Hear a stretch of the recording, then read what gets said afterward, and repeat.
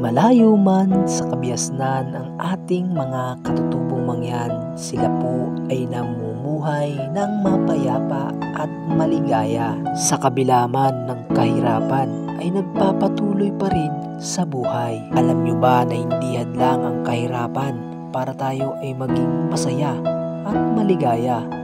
Ang mahalaga ay masaya tayong nabubuhay sa mundo na walang inaargabyado at tinatapakang tao. Katulad na lamang ng ating mga kababayang katutubo, hindi mahalaga sa kanila kung ano ang kanilang kalagayan. Ang importante ay masaya sila at nakakakain 3 beses sa isang araw at masaya na sila sa ganung sitwasyon.